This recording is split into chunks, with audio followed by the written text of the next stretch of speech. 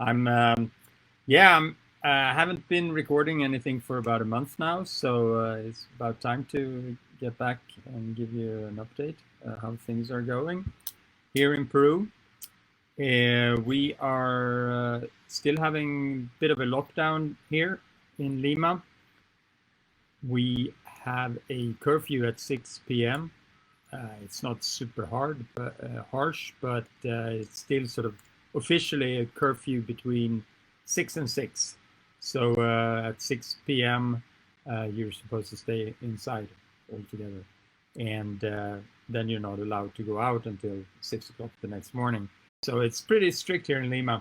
Now, this has been on for, what is this? I think from the beginning of February, right? So we have about a month of this, and whether it has any effect or not, I'm not so sure. There's a lot of loopholes, of course. There's virtually very little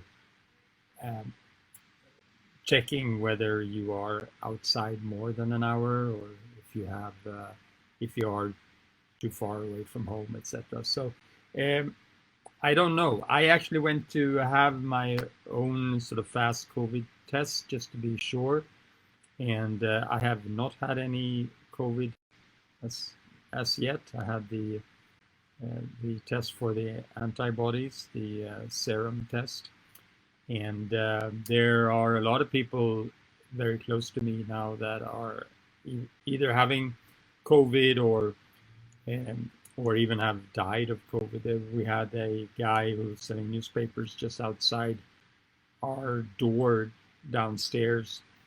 He's sitting basically 20 meters from our entrance to our apartment building.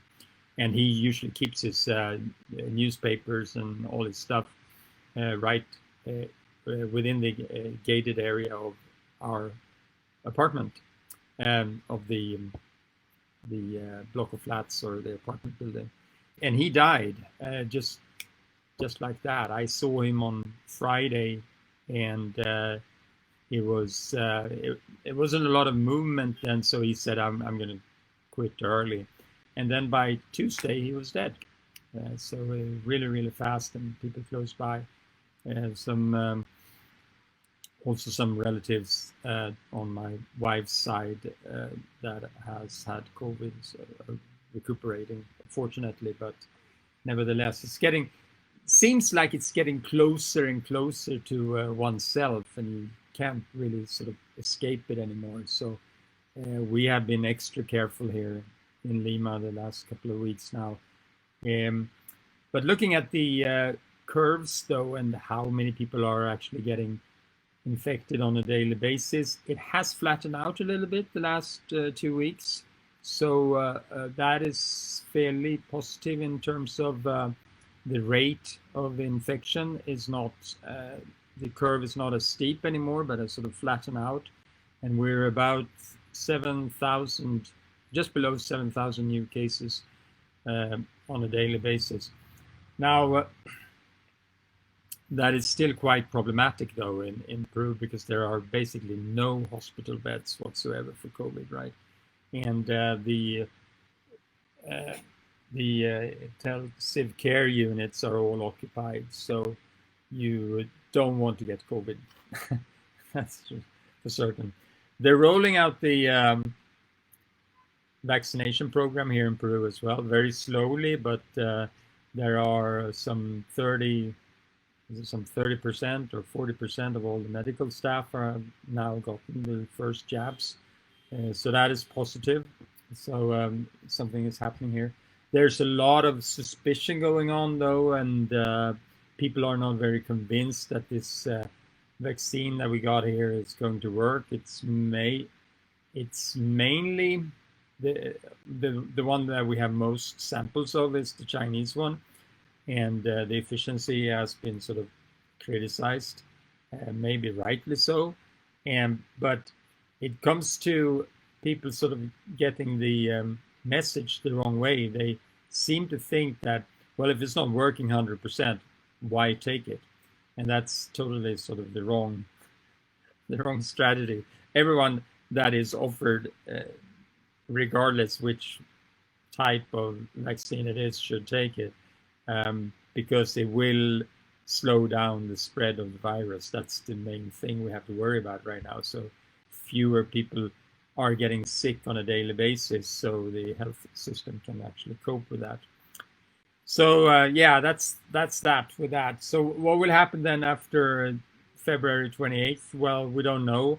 That is like the date when this curfew is supposed to end, but I'm pretty certain there will be quite a few restrictions even after that date. So I'm not really hoping that we are going to be able to do much birding outside of Lima anyway.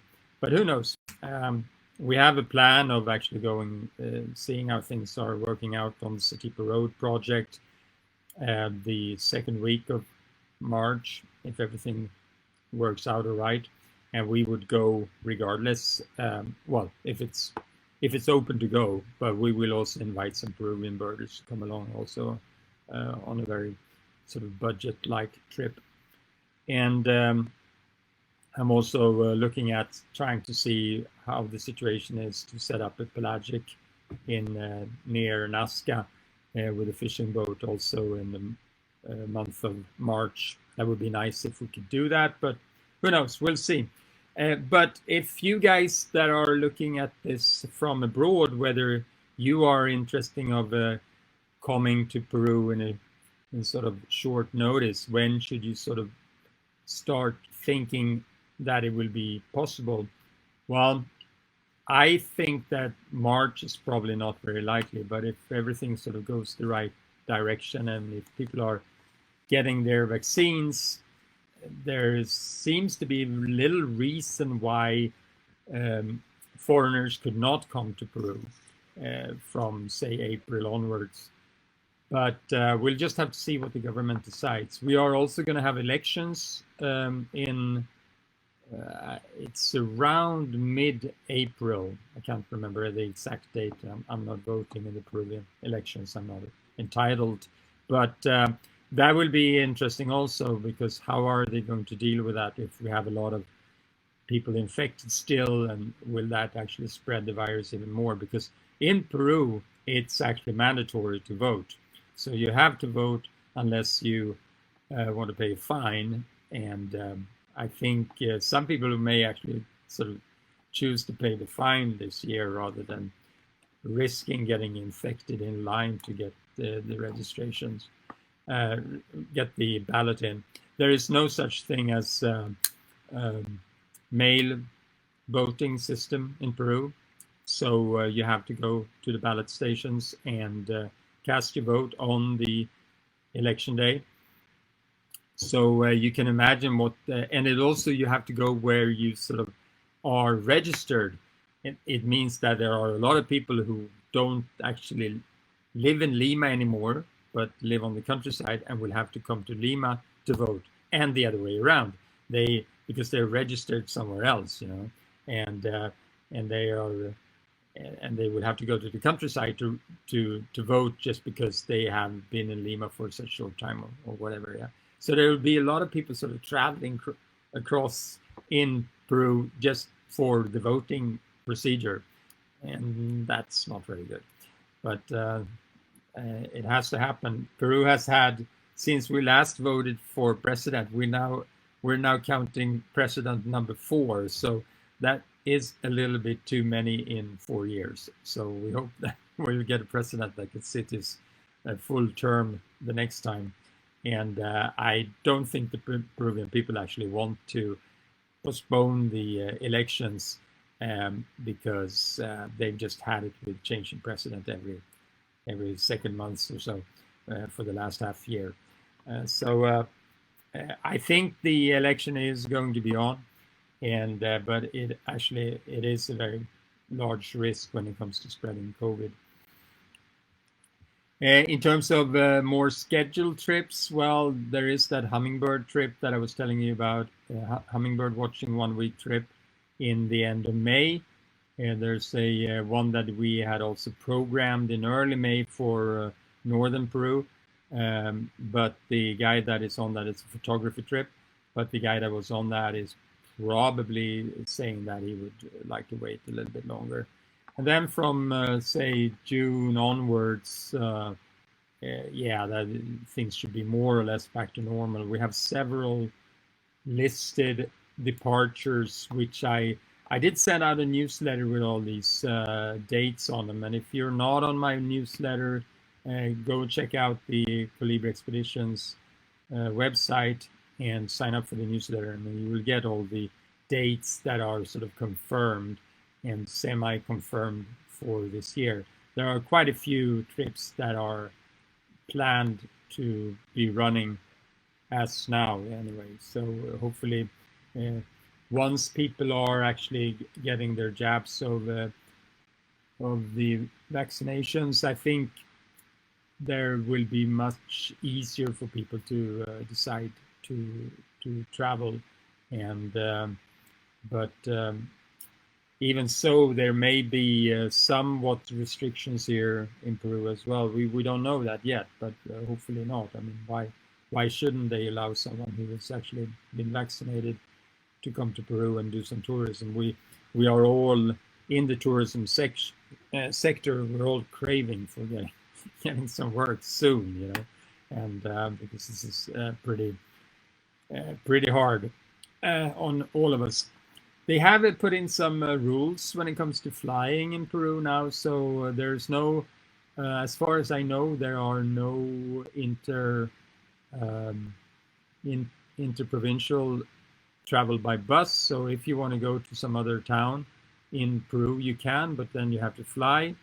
And when you fly, you will have to have a COVID test taken before you fly, even domestic now. So that is good, at least going from Lima. Coming into Lima, there's no such demand on having a COVID test. So it's not as effective as one would want it to be. The other thing also is that they are allowing the same 72-hour window for domestic flights.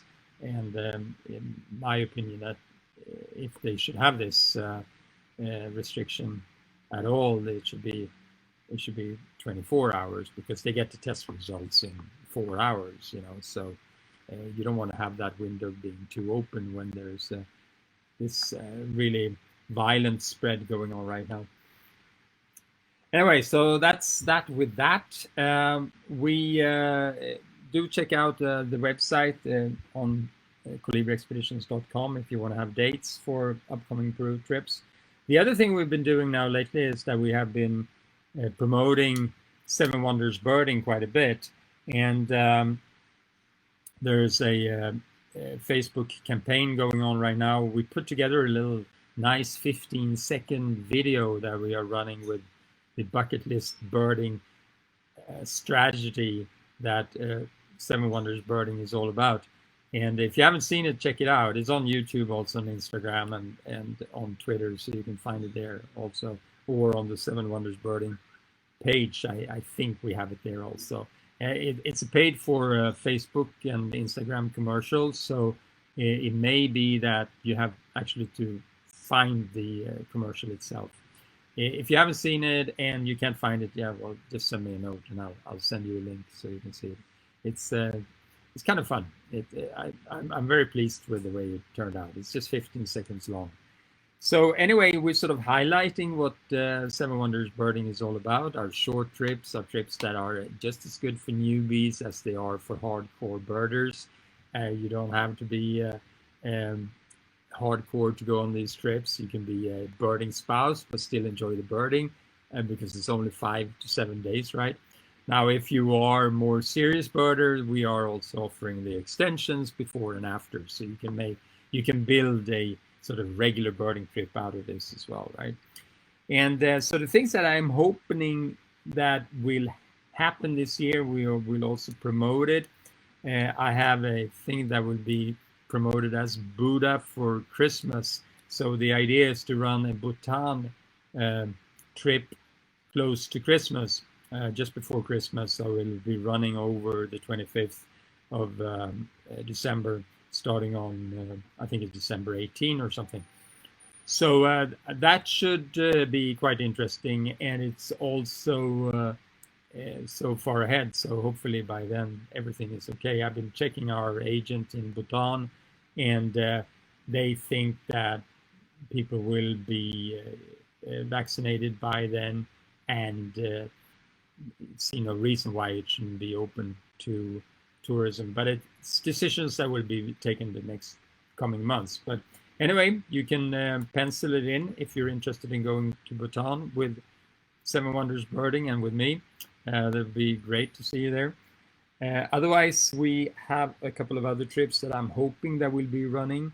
There's a Uganda trip in late August that is on schedule. Whether that will happen or not, I don't know. But the whole idea is to be able to get chimpanzee, shoebill, and gorilla within 7 days. So you can actually travel there and back to wherever, wherever in the world over 2 weekends, if that's all the time you got. We will offer an extension there as well, of course. Yeah. And then there's also hopefully I had hoped that the Asian Bird Fair would be in Cambodia since it was canceled last year. But regardless, I still have the trip up there, the one that was prepared for last year. And if that is running in, I think it's in October, you'll have to check it out, and maybe early November. If that is running, I mean, if it's open and there is interest, we will certainly run this trip. And again, it's a shorter trip. I think it runs for 6 days. Obviously, we are visiting Angkor Wat on that trip. But we also have a target of getting all those threatened, critically endangered ibises that you find in Cambodia. So that will be an interesting trip to do for sure. So it'll be pretty hardcore when it comes to the birding. We will obviously try to make it as comfortable as possible, but the idea is to get some of these really sort of the best birds of Cambodia, and then we'll finish it up with Angkor Wat at the end, and then some more leisurely. There is also a possibility to do a hike afterwards and that will be really hardcore, to Mount Oral for the last couple of Cambodian endemics. So looking forward to that if it happens.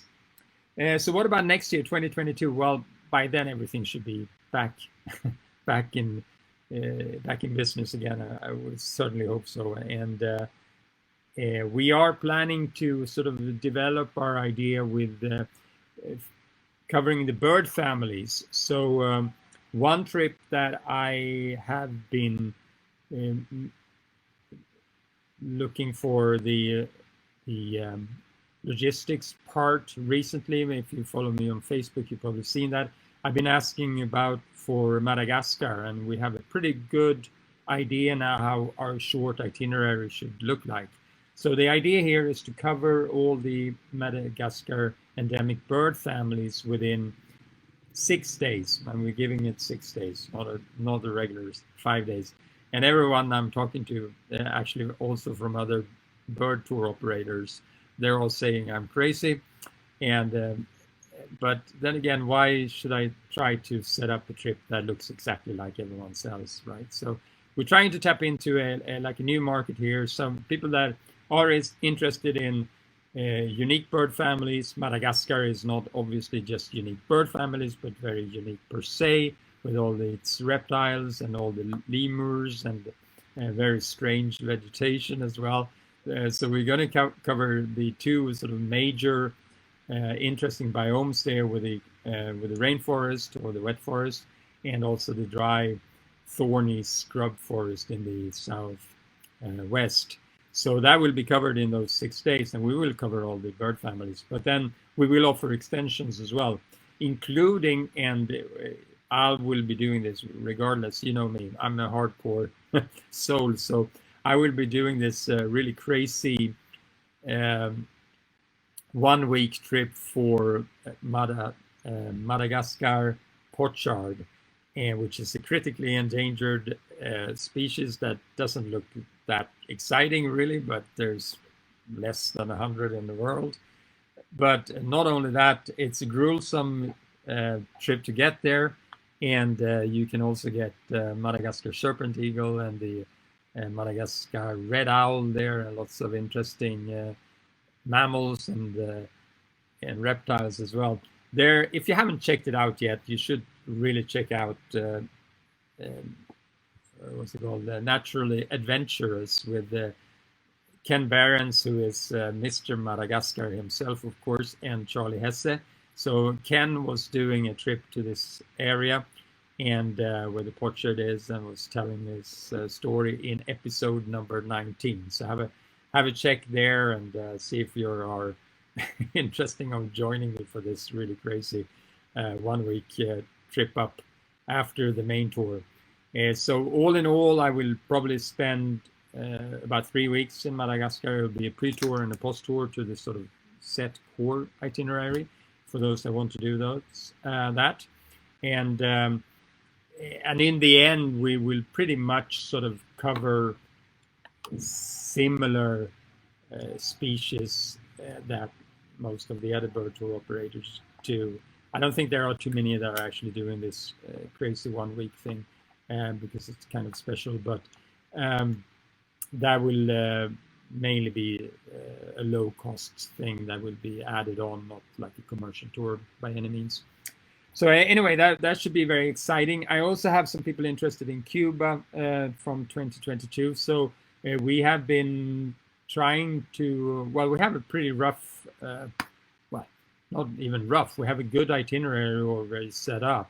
And we're going to do like a regular Cuba itinerary that covers everything. But the core thing will be Zapata area, and where you can get all the unique birds for Cuba. Well, not all of them, but the ones that are more iconic, like the bee hummingbird, and the you get the Cuba trogon, you get all the quail doves, and Fernandina flicker, and the Zapata wren, and also there is the what's it called? It's a yellow-headed warbler or something like that, which is the Cuban family of 2 warblers, right? That are only Cuban warblers. So that will be covered as well. And so we have that core trip, and it's going to be starting in Havana. You probably take like a cultural day in Havana to start with, and then we end in Trinidad for some culture there also, and then people can sort of return to Havana if they want to have the shorter version or continue birding. So that is pretty much how that will be looking like then from sometime in spring or like late winter 2022. So I'd say February to April. We haven't sort of set the date yet, but that's sort of the plan anyway. So yeah, that's all about trips. Now I'm not going to talk any more commercial stuff right after this. I will be talking about the Condor project and a little bit about some of the birding festivals that I was taking part in. So I will be coming back to that. I actually noticed here now that I haven't put down any notes about that. So you will have to, if you want to know where I'm speaking the coming months here, that will be, I was speaking at the Space Coast Birding Festival, the virtual one, and that is still online. If you were registered to that, you can still check that out, and you can just go in on the pages. And I am presenting the idea there with the 7 Wonders Birding. So if you haven't seen that video, you can do that there, and there's some Q&A as well. But I'm also doing one additional one for the Space Coast area for their Audubon. And I don't have the date in my head. I will try to put that in the note here, but I believe it's in March. And so you will maybe want to check that one out as well. And there'll be a longer version also, so I will be presenting a little bit about the 7 Wonders concept and what's up. We will probably know a little bit more than how things are developing in the world, so we know where we actually can be traveling.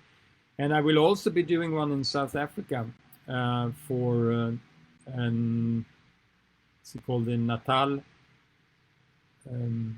it's BirdLife Natal.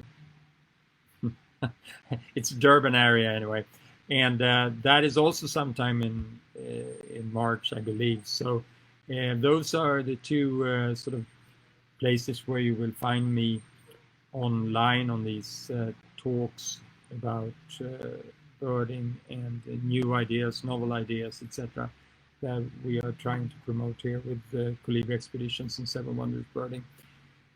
We have been doing the Condor project. It's a little bit down right now because we can't take any people up there because of the restrictions, but we are still getting a pass. So I was actually up there today, and we have been putting out carcasses for feeding the condors.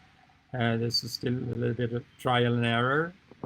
We did the second trip in about a week, and the condors had been there eating, but they still hadn't eaten enough, and the carcass has been there for almost a week now, so we don't really know when they're going to come down and eat fully. They are a bit wary as well, of course, so we probably will go back the day after tomorrow. We'll see about that, but the idea is to that we soon shall be building the hide, and meanwhile we're trying to figure out how the condors are reacting and to the carcasses and to our presence, etc., and just see if we can get them a little bit more accustomed to coming to the carcass. Yeah, we'll see how the Condor project will come on. Probably be delayed somewhat. We wanted to do like a bird photography tour in like late March for Spanish clients, as we have a Spaniard who's actually sort of the brain of these one-way mirror hides that are so popular in Spain, and we will get one of those here in Peru for the Condors. That's the idea anyway. So we'll see what's happening with that. Then on the final point here today, this has very little to do with birding, so if you're not interested in this, you can turn this off now. But if you remembered from my last vlog, was that I have been doing some New Year's resolutions. It's all on gunnarengblom.com. You find these there, and I mixed it up a little bit this year. I said, okay, I'm just going to do like one big thing that I will not fail. That's the one New Year's resolution, and that is trying to run the sub 3 hour marathon, if there is a marathon this year. I am training for Berlin Marathon. That's on the 28th of September, supposedly, and if everything sort of falls into place, I will be running that live in Berlin. And I really hope so, also because my mom is she's turning 80 on the 24th of September. So no, let's see now. The marathon is on the 26th, I think. So on the 24th, she's turning 80. So the idea was to combine a trip to Sweden and Berlin. It's like two pigeons with one stone, or two birds with one stone, or whatever you say in English. And so that's the whole idea. I want to run this really fast marathon. And the other thing that I also posted in that post was that rather than having a lot of other sort of New Year's resolutions that I will be failing at, I'm going to fail at 52 of them. So, so I took one thing for 1 week, or at least trying to sort of stand doing a resolution for just 1 week. That's not really that much of a challenge, but it's still sort of mixing it up a little bit and gets me a little bit something to focus on. And I must say it has been quite a trip so far. Things I've been doing. So I will come back to that if you're interested. And as I said, it has very little to do with birding. One point it does have to do with birding, but there's something a little bit for everyone there. But to get back to my running, so here's the thing with marathon running. I turned 60 last year, and if you look at like the best people that are 60 years old and older, how fast they run. Well, they are just a little bit below 3 hours. So I really have to be world first class for my age if I'm going to pull this through. And so I'm not putting that bar particularly low. But so here's the thing, and I've learned this also from Tools of Titan by Tim Ferriss. He's been interviewing a lot of people, and so one thing that he puts down there is his strategy for learning, for hacking something that he wants to learn, right? And when it comes to athletics or to sports, his idea is to actually ask the people who are doing it. So I've reached out. I'm totally sort of thankful, grateful for Tim Ferriss's advice here. So I've been doing that in the last couple of years. I've been reaching out to people that are my age and are running the marathon sub 3 hours. And I'm also looking at, they should have the other thing in common with me, that they are actually doing their best times when they're 55 plus, as it was before I turned 60, or 60 plus. They're doing their best times right now, much better than they did, say, 10 years ago. So that's what I've been doing. It was a bit of detective work. So how did I do that? Well, I actually looked at a lot of results online for people in those age groups, their names. And if they had somewhat a name that is not too strange, too common, it would be quite easy to find them on Facebook or on Strava, for that matter. So Strava is this sort of running platform that almost all the marathon runners are on. So I done that. So I reached out to a guy, his name is David, and he was actually number one in the 60 plus last year. From they have these age groups they've created in the World Marathon Majors. And the World Marathon Majors are the 6 big marathons that I want to run, all 6 of them. That's sort of my main goal. And I've done 4 now. So I've done New York, I've done Boston, I've done Chicago, I've done Tokyo, and the ones that are remaining are Berlin and London. And London is the hardest one to get into, right? So and you can't qualify just by running a fast marathon until recently for London. The people that are from the UK can. They have this good for age qualification, but for us foreigners, it's just a lottery and it's extremely hard to get in. So I'm thinking I want to run London Marathon next year. When it's going to be, who knows? But most likely it'll be like in April, May, or something like that. Yeah, if everything sort of turns out right. And there is another way of doing that. It's actually being the best in.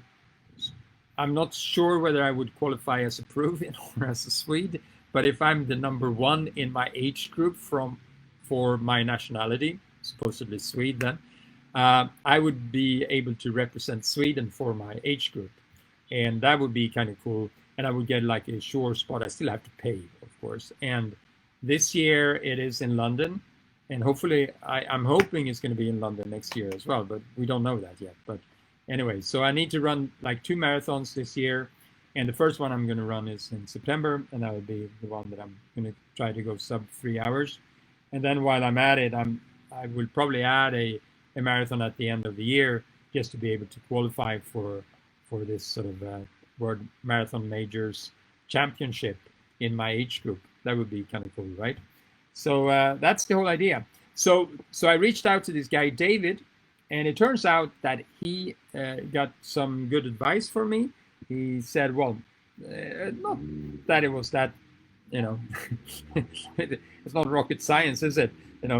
You don't really have to run that far. There's no point in running, say, over 100 miles per week like some of the younger dudes are doing, but rather concentrate in getting the best training possible when you're running and run fast, but get a lot of rest in between. Yeah? So you need to get all this lots of sleep. You need to eat well. You need to de-stress, etc. And all of these things I've been doing. I've been doing meditation, etc. I've been having a keto diet, etc. I will get back to that. But they and lose weight also, which is very important. You don't want to carry around extra kilos. So I'm cutting down on a lot of things. I've been telling you more about that in a little while. But turns out the best advice I got, though, was that get a coach. And that's quite interesting, because that's another thing here. If I can get someone to do all the planning for me rather than doing it myself, I will save a lot of sort of figuring out what to do, when to do, how to do, and it will just give me more sort of, maybe not physical rest, but at least sort of mental rest, which is also quite important to prepare for races. These top athletes, they don't have to worry about, am I to run 5 kilometers today or 15 kilometers today? The coach will tell them. They don't have to worry. They just do the work. They do the work that the coach is telling them. So here's the point. So this guy David, he's being coached by the same coach who is also coaching the world record holder for the plus 70 years old. This is a guy, marathoner, 72 years old, Gene Dykes, who just set a new world record with 2:54 on the marathon. He's 72 and running a sub 3-hour marathon. That's amazing. And it turned out that, so the guy that is training David, his name is John Goldthorpe. He has been training David for 4 years. And David, as a 60 years old, went sub 3 hours last year, which is quite amazing. His best time ever. So that's very promising. And it's also another comfort thing is that if I don't make it, this year, I'm turning 61 this year, still time, right? So I can keep on doing this until I'm 72. I will get that 3 hours eventually. There's no question about it. So the good thing now with the pandemic, of course, is that I don't have any tours, so I can concentrate quite a bit on the running. So that's why I'm trying to do it right now. So then turning into those 52 different goals that I had set for every week. I'm blogging about this on GunnarEngblom.com. You can check it out there. And I'm sure you're going to find some of this interesting. On week 2, it was all about keto dieting and fasting. So I did a 3-day fast. And there's some resources there if you're interested in that kind of approach. This is usually a good way of losing weight fast to get into ketosis. I wasn't very successful in actually losing weight right then during that week, because I very fast got back into the routine of well, if not eating unhealthy, at least eating a lot. And I was still drinking beers back then. So since then, I've changed my diet quite a bit, and I have been doing a what is called 16-8/8 diet. That means that you are doing intermittent fasting. I'm just gonna have a drink here. You're doing intermittent fasting for 16 hours, and then you have your food only during 8 hours. So typically I have my breakfast at 12, and before that just coffee, and then I eat until 8 o'clock. Not constantly, but I have like 2 meals, 2 major meals, and some nuts and stuff for snacks. Yeah. So I have been able, since I did this on week 2, I have been able to lose 2 kilos. So that's not too bad. I still have 3 kilos to go, but I think I can keep on with this. And so the week after my ketosis thing and being on the fasting, I tried to get in a morning routine. and that's been always very, very hard for me. And I was moderately successful during that week, on week 3. I read good books. It's all on my blog as well. There's one called The Miracle Morning, a very good book, and the other one is called it's written like a novel, but it's sort of introducing a lot of concept as the story unfolds, and it's a bit light, but you notice that there is this message interwoven, and even though the characters are maybe not sort of super duper realistic, at least it's the flow by introducing these different concepts I found very good, because it wasn't like reading a summary, do this, do this, do this, do that, and then in the end you do nothing, right? But rather that you have these sort of ideas growing on you little by little, the way they were woven into this story. And that's the 5 a.m. Club by Robin Sharma. I also do some other links there to summaries as well on that. But since that week, I actually have been taking on the concept. So for the last 20 days, I have been getting up at 5 a.m. or earlier. And that is like, yay. And it has also brought a lot of other good things with it. I've been doing my yoga for the same amount of time and doing my meditation during the same amount of time. Well, I haven't gone to bed super duper early. I'm still a bit sleep deprived when I wake up at 5, but at least I go to bed before midnight, and that wasn't the case before. And during the last 20 days, I failed on Saturday to Sunday. So I had before I started this, I was stupid enough to buy a big supply of Lef beer and at the supermarket, and I could resist them for 18 days to be to be exact. And then on Saturday, I fell through a little bit. I was supposed to take only 1, and I gulped 4 in the end, and I didn't get to bed until 2 a.m.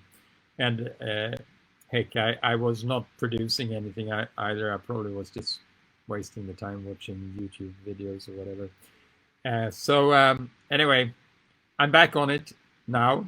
So I'll try to keep on going here with this idea. But there's in that blog post there's a good tool there, which it's a sort of a habit creating tool that I link to, that is very, very good, and it's online and it's free, and it's really, really easy to tick off your habits on a daily basis. So I've been very diligent in doing that, except for Saturday.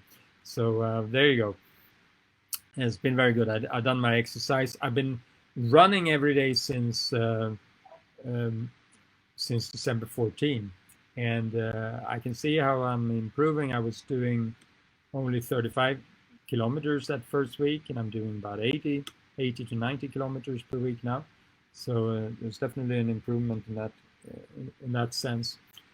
So as I've been doing these week challenges, they are all listed in my sort of New Year's resolution blog from the beginning of the year. And I haven't done them chronologically, except for the parts that I've already done, and those are sort of listed chronologically. And then I just choose one from the list for every week. And so for week 4, I was when I was sort of getting into the meditation thing, and I also listened to a webinar with Tony Robbins. It turned out that on the Sunday he had a webinar about relationships.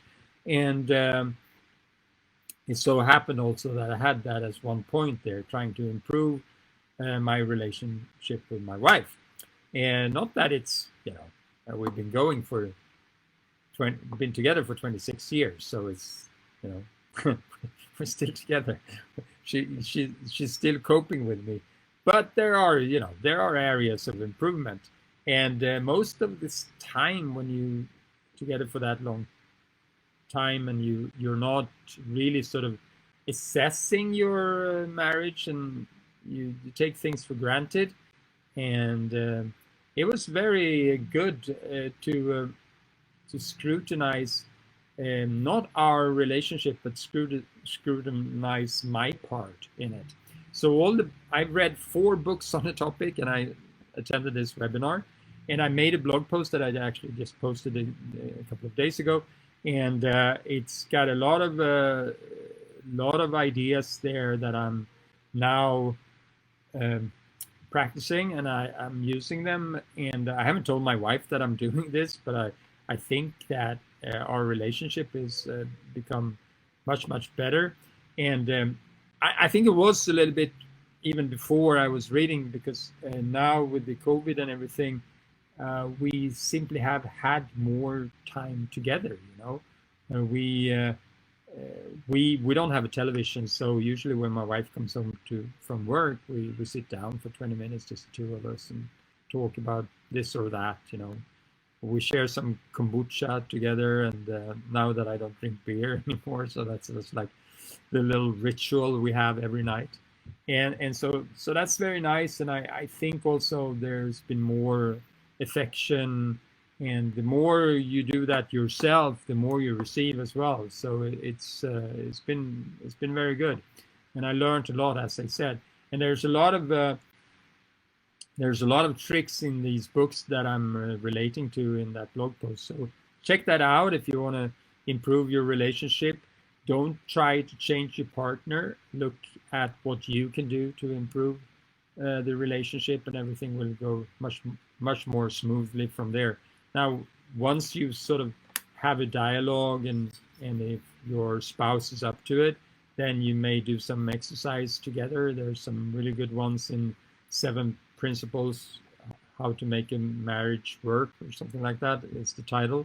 And it's a bit cheesy, the title, but it was a lot of good hands-on, and also almost like game-like quizzes and stuff that you could do either yourself or with your partner. So I highly recommended that. Now, since week 4, obviously there's another 4 weeks that have been passed by, and I haven't done any blogs about it, but on week 5, I decided I should run at least for a full hour every day, and I did. So I got up to 85 kilometers that week. On week 6, and this was also by actually on starting to apply the 5 a.m. mornings, I started to have like 1.5 hour block in the morning that I was doing something that I always wanted to do, but I never found time to do. And now I've sort of totally cleaned my my desk to make this happen. The 1,000 Birds project. It's this project of mine that has been I've had in my head for over 10 years now, that I wanted to do a list of the 1,000 best birds of the world, and so try to narrow that down. Of the 10,000, narrow it down to about 1,000, and those will be the target list for my my bucket list for the times that I have left birding. And it could be my bucket list, of course, but it could also be yours. I think it'll be a lot of birds that will be in common there. And so I don't know what this will be leading to. It may become a book in the end. I don't know. The list will be published somehow, some way or another. I may be doing a long blog series about every single species on the list, or who knows? Maybe I'll do a podcast, which is in vogue right now. So I'm doing a vlog right now. I don't know if I ever going to be doing a podcast, but who knows? We'll see what happens from this. But the project is on, and I'm almost. I think I'm about probably a week from finishing the non-passerines. So it's been good. I've been on it for I think about 12 days in a row now. So yeah, it's definitely going forward. and that's the most sacred time of the year, of the day.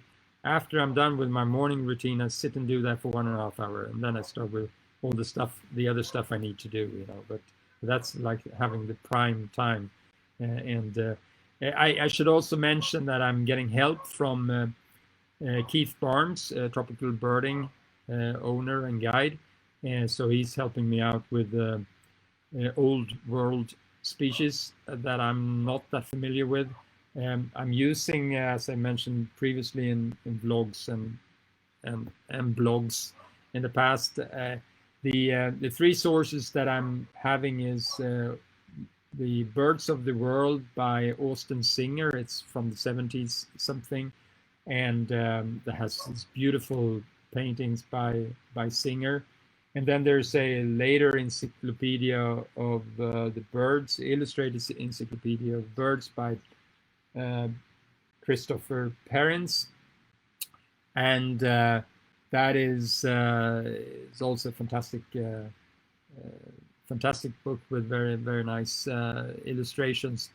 And it turns out that there's a lot of common species also depicted there that maybe would not classify as the top 1,000 birds in the world. So I will have to do some scrutiny in the end. And thirdly, also, I'm trying to also involve most of the endangered and critically endangered species that are doable and that are not too boring looking. And sort of you can have those challenges also among the 1,000 birds. So for week 7, that was last week, I've been trying to improve the websites a little bit. I haven't really been that diligent about it, but at least we were doing that video that I was telling you about, promoting 7 Wonders Birding. And I've been doing a few updates on the websites. I will have to be doing far more than that, what I have done. And this week, I have started another book. I just started that on Saturday. Yeah, I think Saturday, Friday or Saturday.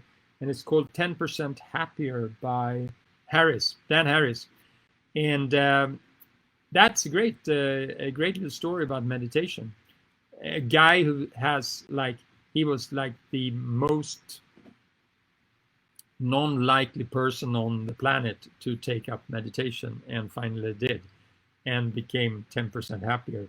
And I thought it was going to be like another self-help book that was telling you how to do it, but so far it's more of a biography, and it's fascinating, his story behind that. So I decided to try something that he been coming into little by little, because what I've done so far is that I have been doing guided meditation with another Harris, Sam Harris. He's got this program called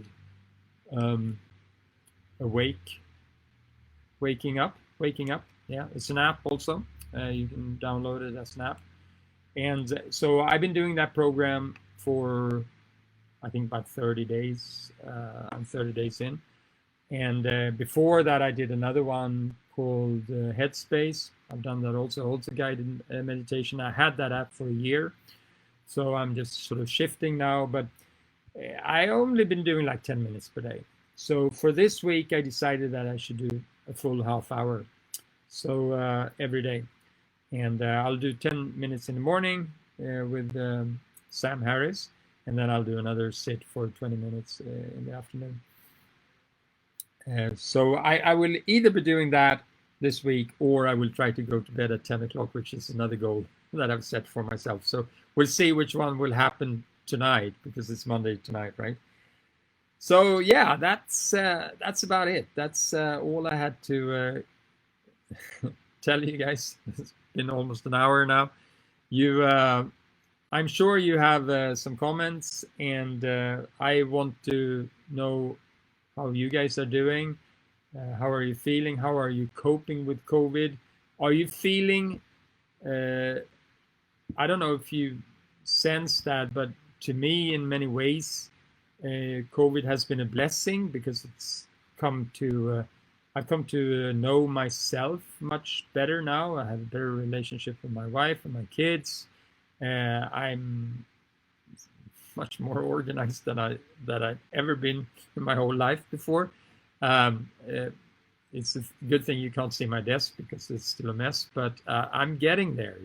I'm a total mess usually in terms of getting organized when it comes to organizing my days and so forth. But I'm pretty good on strategies for setting up bird tours, and I'm very flexible in finding solutions like the last moment. But I also with this ADD that I have a hard time. I can react very quickly in a negative way in stressful situations, which is not good. And so I've noticed that the meditation's done really, even the little bit that I've been doing, 10 minutes per day, not even that some days, some days I've skipped, but it has had a tremendous impact on the way I take on things in life. I find myself much calmer now. I don't react as much. And it turns out also that's a good approach also within your relationship, you doing that. So I'm feeling in a way, in spite of all this crap that is happening around us, all this people are suffering and we are getting closed in, the economy is just very, very bad. But apart from that, I feel happier than ever. Maybe 10% happier. I don't know, but yeah, things are definitely going the right way, and there is light at the end of the tunnel. People are getting vaccinated now, so hang in there, guys. Keep safe, and do realize that you have to take this thing seriously. You have to isolate. You have to keep your distance and so forth. Get the vaccine, even if it's not 100% foolproof, and you may have to get another jab in, say, another 6 months or 12 months or 18 months or 2 years down the road. Who knows how this is going to develop? But regardless, we want to slow down the rate. We have to slow down the rate. People are dying in the hospitals. There are not enough beds. So do your part. If you can, get that vaccine. I would certainly try to get it as soon as I will be able to from here. So thank you so much for joining, and I'll see you here next time. Have a good one. Bye.